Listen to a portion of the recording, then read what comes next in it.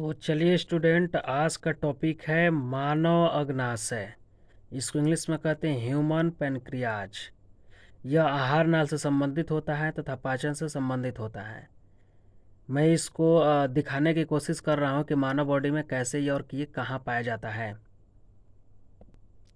देखिए, ये मानव का बॉडी है और बॉडी से ये संबंधित पाचन तंत्र है, और पाचन तंत्र में आपको यहाँ पे दिखाई दे रहा है अग्नाशय या आहार नाल से संबंधित। तो यह अग्नाशय है, पैनक्रियाज। आज इसके बारे में हम लोगों को इसी का अध्ययन करना है। मैं बहुत ही अच्छे तरह से समझाने वाला हूँ। चलिए आगे देखते हैं। यहाँ पे आपको बड़ा करके फिगर को दिखाया गया है और इसको सेक्शन भी करके यानी कि कटिंग करके भी दिखाया गया है कौन कौन से बॉडी पाए जाते हैं। इसमें जो बॉडी पाए जाते हैं उसका कार्य क्या होता है और यह मानव शरीर में क्या कार्य करता है। अ, इसके साथ साथ मैं इसका विधिवत अध्ययन कराऊंगा, बहुत ही अच्छे तरीके से अध्ययन कराऊंगा। आप लोग वीडियो को पूरा अंत तक बने रहिएगा। और आप लोगों से मेरा नम्र निवेदन है कि जो हमारे चैनल को सब्सक्राइब नहीं किया है वो सब्सक्राइब कर ले, ताकि आने वाला वीडियो आपको आसानी से मिल सके। तो चलिए वीडियो की तरफ बढ़ते हैं। यह यू आकार की ग्रहणी यानी कि डोडेनम के मध्य स्थित 12 से 15 सेमी लंबी तथा चपटी ग्रंथि है। ये एक मिश्रित ग्रंथि यानी कि इंग्लिश में मिक्सेड ग्लैंड्स है, अर्थात ये बहिस्रावी इंग्लिश में इसको कहते हैं एक्सोक्राइन और अंतःस्रावी इसको इंग्लिश में कहते हैं एंडोक्राइन। दोनों ही ग्रंथियां की भांति कार्य करती हैं, इसलिए इसे दो भागों के रूप में माना जाता है। तो मानव शरीर में यह ग्रहणी के पास पाया जाता है। यहाँ पे ग्रहणी उपस्थित होता है और ये ग्रहणी के पास पाया जाता है। यह यू आकार का होता है। आपको बताया गया है कि ये अंग्रेजी शब्द के यू आकार का होता है। तो यहाँ पे देख पा रहे हैं कि ये ग्रहणी है और ग्रहणी के बीच में ये अग्नाशय पाया जा रहा है। ये इसका बॉडी है। यहाँ आपको दिखाया गया काय यानी कि शरीर, ये शरीर दिखाया जा रहा है आपको, ये बॉडी है। और मैं आप लोगों को बता दूं कि यहाँ पे जो संरचनाएं दिखाई दे रही हैं आपको, ये यू की आकृति की संरचनाएं दिखाई देती हैं। ये ग्रहणी के बीच में उपस्थित होती हैं और यह लगभग जो ये इसकी जो लंबाई होती है, यह 12 से 15 सेमी लंबी होती हैं। यह चपटी होती हैं। एक बात और है कि ये जो ग्रंथि होती है, ये तो एक प्रकार की ग्रंथि है, पर यह एक्सो और एंडो दोनों प्रकार की ग्लैंड्स हैं, जो जिसको हम मिक्सेड कहते हैं यानी कि मिश्रित ग्रंथि कहते हैं। और मिश्रित ग्रंथि इसको क्यों कहते हैं, क्योंकि ये अंदर से भी स्राव करती हैं, शरीर के अंदर से भी स्राव करती हैं। यानी कि इसका ये बॉडी है, शरीर है, तो इस शरीर के अंदर से भी पदार्थों का स्राव करती हैं और बाहर से भी स्राव करती हैं। इसलिए हम इसे बहिस्रावी, बाहर से स्रावित करती हैं तो बहिस्रावी कहते हैं, और अंदर से स्रावित करती है तो इसे अंतःस्रावी कहते हैं। इंग्लिश में बहिस्रावी को एक्सोक्राइन कहते हैं और अंतःस्रावी को इंग्लिश में एंडोक्राइन कहते हैं। तो इस तरह से ये दोनों ग्रंथियों की भांति कार्य करती हैं, इसलिए इसे दो भागों में बांटा जाता है। तो पहले हम लोग पढ़ेंगे बहिस्रावी। अग्नाशय की जो बाहरी भाग जो पदार्थों का स्राव करता है उसे हम बहिस्रावी भाग कहते हैं, यानी कि एक्सोक्राइन पार्ट कहते हैं। यानी कि एक्सोक्राइन पार्ट का मतलब कि एक्सोक्राइन ग्लैंड्स पाए जाते हैं। इस भाग पे एक्सोक्राइन ग्रंथियां पाई जाती हैं जो बाहर से स्राव करती है, यानी कि बहिस्रावी ग्रंथियां पाई जाती हैं, इसलिए ये बाहर से स्राव करता है। तो चलिए पढ़ते हैं हम। अग्नाशय के प्रत्येक पिंडक में लगभग 90% कोशिकाएं बहिस्रावी होती हैं। अग्नाशय संयुक्त नलिकाकार कूपिका ग्रंथि है। इसके पिंडक संयोजी ऊतक में निलंबित होते हैं। प्रत्येक पिंडक घनाकार ग्रंथिल कोशिकाओं से मिलकर बना होता है। तो यहाँ पे हम लोग देख पा रहे हैं कि जो बहिस्रावी जो भाग पढ़े हैं वो अग्नाशय के, देखिए ये छोटे छोटे पिंडकों में बटी होती है। बहिस्रावी जो भाग होती है ये छोटे छोटे पिंडकों में बटी होती है, यानी कि अग्नाशय जो छोटे छोटे पिंडों में बटी होती हैं। और ये बता रहा है इसमें कि प्रत्येक पिंडक में 90% बहि कोशिकाएं पाई जाती हैं, यानी कि इस भाग में बहिस्रावी कोशिकाएं जो होती हैं 90% पाई जाती हैं। और अग्नाशय जो होता है, अग्नाशय की जो संयुक्त संयुक्त जो नलिका होता है, इसमें संयुक्त नलिकाएं पाई जाती हैं जुड़ी हुई। देखिए संयुक्त नलिकाएं जो जुड़ी हुई पाई जाती हैं इसमें छोटी छोटी पाई जाती हैं इसमें अंदर की तरफ। ये जो पिंडक पिंडक के अगल इर्द गिर्द जो है संयोजक ऊतक में ये निलंबित होता है, और इसके पिंडक भी संयोजक ऊतक में जो है निलंबित होता है, इसी में चिपका हुआ पाया जाता है। और प्रत्येक पिंडल जो जो प्रत्येक जो पिंडक है, जो छोटी छोटी जो भाग हैं, इसके जो पार्ट हैं, यह कोशिकाएं हैं। और ये कोशिकाएं घनाकार होती हैं और यह ग्रंथिल जैसी होती हैं, इसलिए ये बहिस्रावी के कार्य करती हैं। ग्रंथि होती हैं एक प्रकार की, और ये ग्रंथियां जो है घनाकार कोशिकाओं से मिलकर के बना होता है। और इसके मध्य में जो है खोखला भाग होता है, इसके मध्य में खोखला भाग होता है, इसके बीच में खोखला भाग होता है, ये वाला भाग खोखला भाग होता है। मैं इसको आगे समझाने की कोशिश कर रहा हूँ। तथा मध्य में खोखला होता है। कोष्ठकों की ग्रंथिल कोशिकाएं जाइमोजिक, यानी कि एंजाइम, जाइमोजिक का मतलब होता है कि जाइम का सेक्रेशन, यानी कि एंजाइम का सेक्रेशन करती हैं, इसलिए इस ग्रंथि कोशिकाएं जाइमोजिक होती हैं, यानी कि एंजाइम का स्राव करती है, इसलिए जाइमोजिक होती हैं। तथा पाचक अग्नाशयी रस स्रावण करती हैं।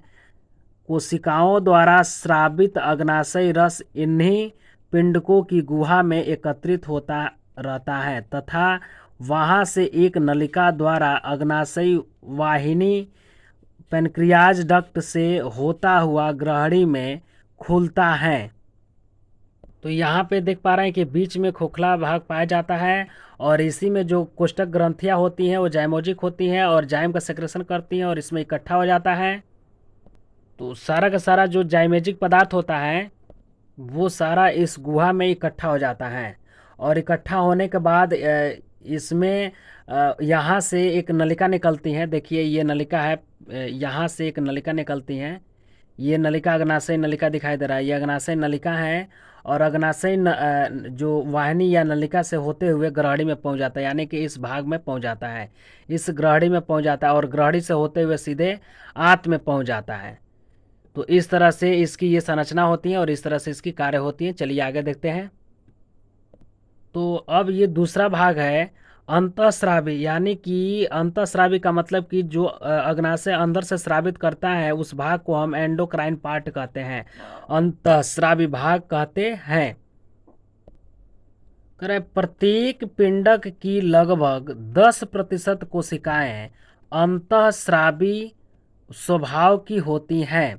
मैं पहले बताया था, बाह्यस्रावी में बताया गया था पहले कि 90% कोशिकाएं बाह्यस्रावी होती हैं। अब उसमें से जो 10% कोशिकाएं होती हैं, प्रत्येक पिंडक में जो 10% कोशिकाएं होती हैं वो अंतःस्रावी स्वभाव की होती हैं, यानी कि अंदर से पदार्थों का स्राव करती हैं, अपने शरीर के अंदर से स्रावित करती हैं, और वो शरीर के बाहर से करता था।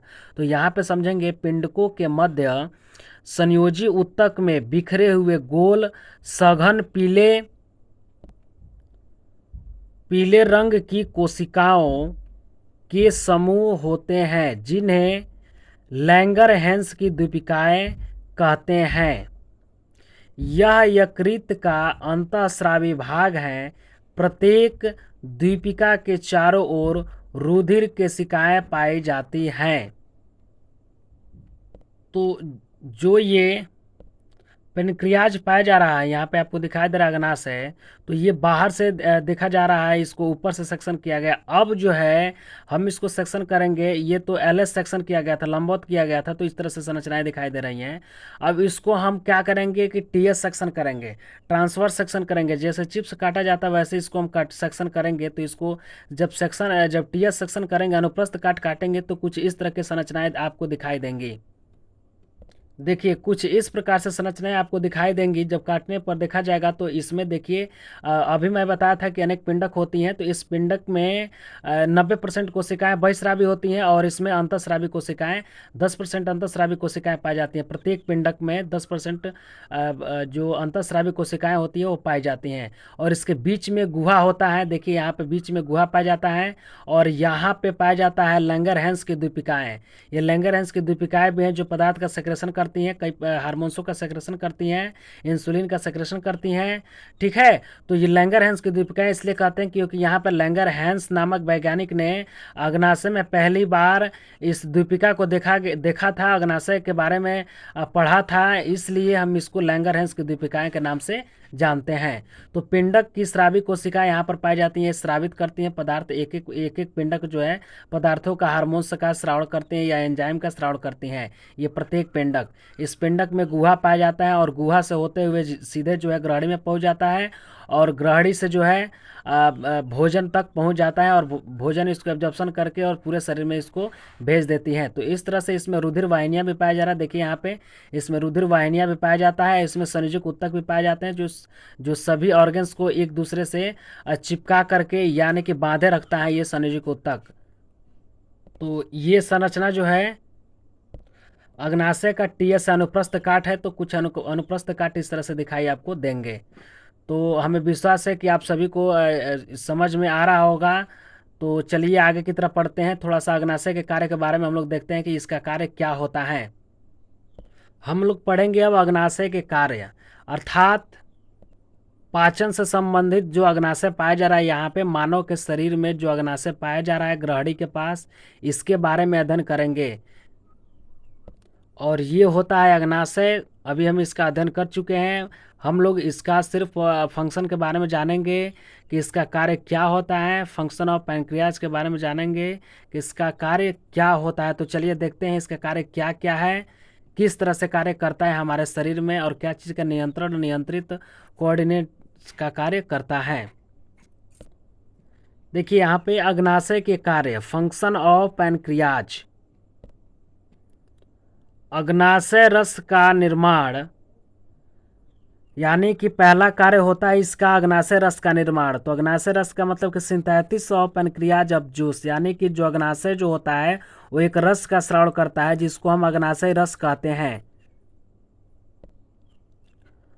अग्नाशय रस में 3 एंजाइम पाए जाते हैं। पहला है ट्रिप्सिन, यह एक प्रकार का एंजाइम है। यह प्रोटीन तथा पेप्टोन को पेप्टाइड तथा ट्राइपेप्टाइड में तोड़ता है, यानी कि ये ट्रिप्सिन एक प्रकार का एंजाइम है जो प्रोटीन तथा पेप्टोन को पेप्टाइड यानी कि दोनों को पेप्टाइड के रूप में मिलाता है या ट्राइपेप्टाइड के रूप में मिलाता है, इसको दोनों को तोड़ देता है। दूसरा है एमाइलोप्सिन, यह एक प्रकार का एंजाइम है जो यह स्टार्च को ग्लूकोज में परिवर्तित कर देता है, यानी कि जो स्टार्च जो मंड होता है उसको जो है ग्लूकोज में बदल देता है। तीसरा है एसटीएप्सिन या लाइपेज, देखिए यह एक प्रकार का एंजाइम है, इसको लिखा नहीं गया है, शायद ये छूट गया है तो मैं इसको समझाने की कोशिश कर रहा हूँ। देखिए ये एसटीएप्सिन जो लाइपेज होता है ये भी एक प्रकार का एंजाइम है जो तीसरा अग्नाशय रस में पाया जाता है। यह तीसरा एंजाइम है जो इसका कार्य यदि देखा जाए तो यह वसा को जो है तोड़ता है, क्या बोलते हैं यह वसा को ग्लिसरॉल तथा वसा अमीनो अम्ल में तोड़ देता है। ये वसा को क्या करता है तो ग्लिसरॉल तथा वसा अम्लों में तोड़ देता है। तो अग्नाशय अब दूसरा भाग का, यानी कि अग्नाशय इंसुलिन हार्मोन का भी स्रावण करता है। सिक्रेशन ऑफ इंसुलिन हार्मोन, इससे हम लोग वाजिब होंगे क्योंकि इंसुलिन की मात्रा यदि ज़्यादा बढ़ता है शरीर में तो अगर कम होता है तो शुगर की शिकायत हो जाती है, यानी कि डायबिटीज़ की शिकायत हो जाती है। तो ये जो है इसके ज़्यादा सेक्रेशन होने से भी शरीर पे हानि पड़ता है। ये एक प्रकार का हार्मोन है जो हमारे शरीर को नियंत्रित और नियंत्रण करता है।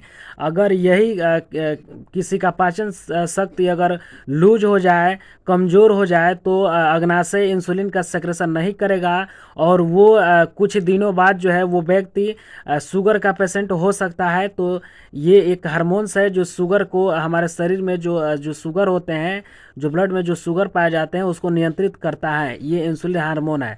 अगर जिसमें शुगर हो जाता है, शुगर डायबिटीज़ का रोग हो जाता है, उसको इसी इंसुलिन का इंजेक्शन दिया जाता है ताकि उसका शुगर पर कोऑर्डिनेशन किया जा सके। तो चलिए और थोड़ा सा जानकारी हम लोग इंसुलिन के बारे में लेंगे। देखिए, इंसुलिन शरीर में ग्लूकोज की सांद्रता को स्थिर बनाए रखने में सहायक है। यह उसके उपापचय की गति को भी नियंत्रित रखता है। यानी कि जो इंसुलिन होता है, ये शरीर में जो ग्लूकोज पाया जाता है उसकी सांद्रता को स्थिर बनाए रखता है। नहीं इसको पतला होने देता है, नहीं इसको ठोस होने देता है, न लिक्विड अवस्था में जाने देता है और नहीं इसको ज़्यादा ठोस होने देता है। यानी कि इसकी सांद्रता को, जिस सांद्रता पर शरीर में हमारी ग्लूकोज पाई जाती है उस सांद्रता में इसको बनाए रखता है। ये इंसुलिन एक हार्मोन है जो हमारे शरीर में ग्लूकोज की सांद्रता को, यानी कि इसके माप को बनाए रखता है, स्थिर बनाए रखता है। यह अनेक उपापचय गति की भी नियंत्रण करता है। उपापचय का मतलब हुआ कि मेटाबॉलिक प्रक्रिया जो पाचन से संबंधित है, तो इसका नियंत्रण भी करता है। या हमारे शरीर में कोई भी कार्य होता है तो हार्मोन्स जो है उसको नियंत्रण का कार्य करता है, यानी कि कंट्रोल और कोऑर्डिनेशन का कार्य करता है। एक बात और है कि इंसुलिन कोशिकाओं की कला को ग्लूकोज एवं अमीनो अम्लों के प्रवेश के लिए पारगम्य होने में सहायक होता है। यानी कि जो हमारे शरीर जिस कोशिका से बनी होती है उस कोशिका के जो चारों तरफ जो कला होते हैं, जो लेयर होते हैं, उसको सुगमता बनाता है जिससे अमीनो अम्ल और ग्लूकोज अंदर प्रवेश कर सके। और इसका तीसरा कार्य होता है पैनक्रियाज का, यानी कि अग्नाशय का तीसरा कार्य होता है ग्लूकैगान हार्मोन्स का स्रावण। यह एक ग्लूकैगान नामक हार्मोन का स्रावण भी करता है। देखिए, यह हार्मोन शरीर में इंसुलिन के प्रभाव को कम करता है। यानी कि शरीर में जब इंसुलिन की ज़्यादा सेक्रेशन होने लगती है तो इसको कम करने में ये सहायक होता है। तो आप लोगों को मेरा आज का वीडियो कैसा लगा? यदि अच्छा लगा तो कमेंट करें, लाइक करें तथा हमारे चैनल को सब्सक्राइब करें। धन्यवाद। और अपने दोस्तों को शेयर करना ना भूलें। धन्यवाद।